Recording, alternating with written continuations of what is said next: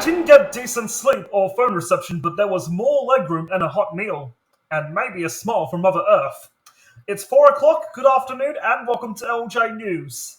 The sky is purple as I walk up and down Platform 1 at Sydney Central Station on Thursday night. It's 8:15 p.m. and I have about 20 minutes to get in some last-minute steps before my 11-hour train to Melbourne. I've done the trip before and know to stretch beforehand, but tonight the scene in front of the XPT is different.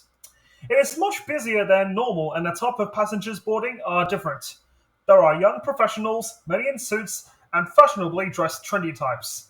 There is even a group of students who look like they've just walked out of a high-end vape shop. They're all first-timers, as the train staff call them, and it looks like they think they're about to board the Hogwarts Express. They approach the XPT with a sense of wide-eyed excitement they will soon lose when they hear the service is fully booked, meaning it will be crowded. It will turn into a disappointment when they learn there are no charging outfits or Wi-Fi, and then anger when they discover there is no mobile reception on board. Let me explain how we got here. Australian air travel is in chaos. Airlines are still reeling from COVID inactivity. Fuel prices are high, and there is soaring demand from travellers, which has meant Australians are facing record prices to fly this Christmas. The consumer watchdog is worried of carriers deliberately running fewer services so they can keep airfares high. I wrote in late November that Australians were opting for cheaper overnight trains and coaches to travel between Sydney, Melbourne and Brisbane. Patronage on these routes has more than doubled in recent months, and services are selling out. Then it dawned on me. I was about to become part of this trend. I had a friend's 30th birthday in Melbourne just days away and hadn't booked flights yet. Faced with a fare of $500, I turned to the only sane option, the train. There are 2 services each day between Sydney and Melbourne, and I opted for the overnighter and an economy saver seat, not a sleeper, for $78. As we entered the carriage and took our seats on Thursday night, an announcer warned first-time passengers to sit in their assigned seats. While some may look empty in Sydney, passengers will board at each of the 15 stops in towns and cities such as Goulburn, Wagga Wagga and Albury. Train officers, wearing Transport for New South Wales embroidered shirts, patrol the carriages throughout the night with small torches, flashing them into the faces of passengers who need to be woken up before their regional stops. So, swapping seats is a big no-no. The warning is repeated 3 times before I stop, a measure staff had adopted to cope with a wave of first-timers taking the XPT in recent months due to unaffordable domestic airfares. Carriages have rows of 2 seats on each side of a central aisle in economy and first class. The latter has seats that recline further with slightly more legroom. There is a limited number of sleeper cabins, which have sold out on our trip. After warning against swapping seats for the 4th time, the announcer ends his welcome. We'll all be friends and we'll get you to where you're going. I turn to the man in a seat next to me and smile. He grunts and turns to face the window. Initially, the experience is pleasant, especially compared with flying. I'm tall. I stopped counting once I grew past 188 centimeters, and as someone who ponders surgically shortening their legs every time a reclining plane sleep seat crunches my kneecaps, the XPT legroom feels luxurious. The aisle is also roomy. Passengers can walk through the carriages without swiping those in-aisle seats. And where are they walking? In addition to the 2 bathrooms per carriage, which are roughly 50% bigger than an economy toilet on a plane, the buffet car is a big draw card.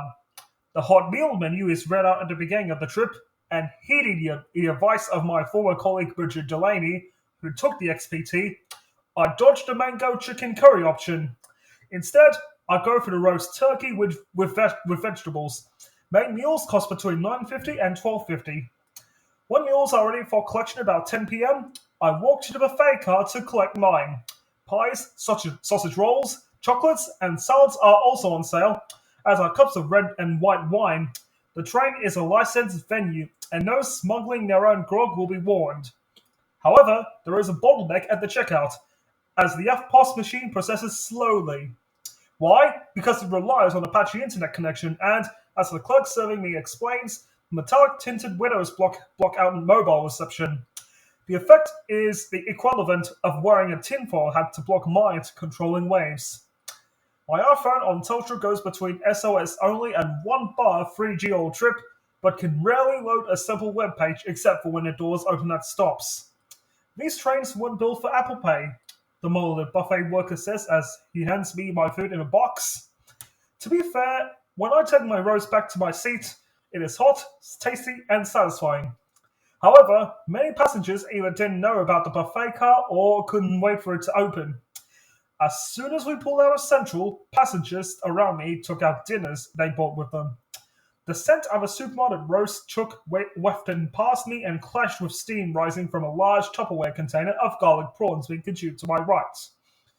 Ahead, a 20-something is quizzed for at least 10 minutes by the retiree sitting next to him about the difference between a porter and a gallo, after he unwrapped his burger from the former. This enthusiasm in the cabin wears off fairly quickly, and when the carriage lights are turned off at 11 p.m., most passengers fall asleep. Within 20 minutes, about 3 men in my surrounds are snoring violently. In a way, this is a testament to how comfortable the XPT service is, even in economy, and I'm glad for them. But in another way, at about 1 a.m., I want to get violent with them.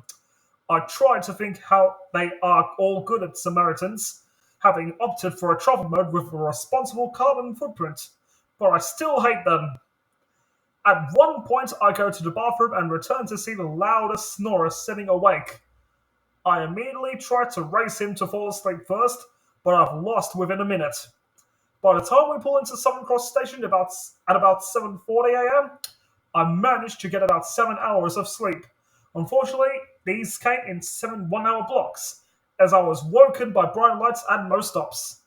Overall, these issues can be addressed with an eye mask and earplugs, and a pillow will help soften your armrest.